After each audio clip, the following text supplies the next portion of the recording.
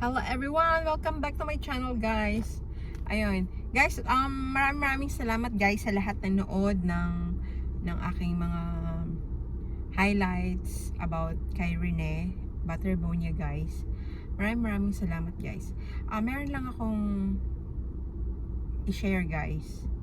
Alam nyo ba na napanaginipan ko si Rene? Napanaginipan ko siya guys.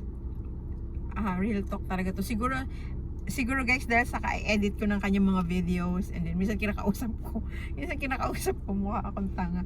Tapos yun, sa ka-edit ko siguro guys, and napanaginipan ko talaga siya recently lang na alam mo kung anong ginagawa namin. Nasa isang table kami, hindi ko alam kung saan bahay yun. Nagpa-packing daw kami guys ng keychain. Oo. Tapos ako daw sinusulat ko yung name niya. Sinusulat yung name niya. Oo. Tapos, ang sabi niya, wag na daw isulat. Sabi niya, wag nang isulat, i-print na lang daw. Sabi niya guys, i-print na lang daw. Tapos tinanong niya pa ako, sabi niya,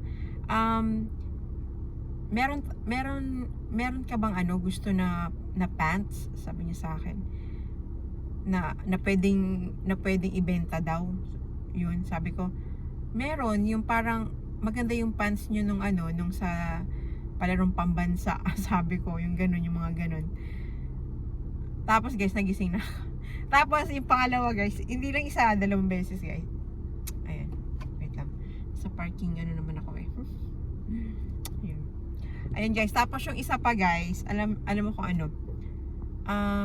Ewan ko kung nasan kami yun. Basta nakatayo. Nakita ko sila nakatayo guys. May kasama siyang girl.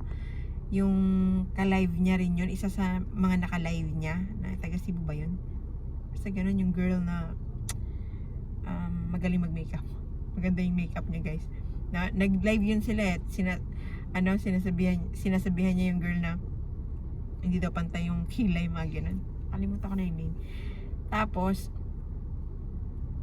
nag-uusap sila. Tapos, parang tinukso ko silang dalawa, guys. Tapos, nagising ako, guys, kasi tinalunan ako ng pusa. Tinalunan ako ng pusa ko, guys. Nagising ako. Totoo ba yun? Nakakaluka, 2 beses siya na panaginipan, guys. Kaya, ayun. Kasi nakausap ko yung kanyang picture. Ayun, guys, ang bait kasi na bata. Tapos, nag-upload ako ng kanyang mga highlights sa life niya, guys. Basketball highlights, and then sa kanyang life, sa kanyang daily life noon. Yun guys, tapos naginip ako. Ayun lang guys, share ko lang. Ayun guys, and then wag tayong magsawang mag-pray na para makamit na yung justice niya guys. Sana lang, wish lang natin. Ayun guys, and RIP. Naway masaya ka kung nasan ka man ngayon, Bobet. Okay, thank you so much for watching guys. Guys, please don't stop watching the shorts, okay? Bye guys, thank you so much. Don't forget to like and subscribe. Bye.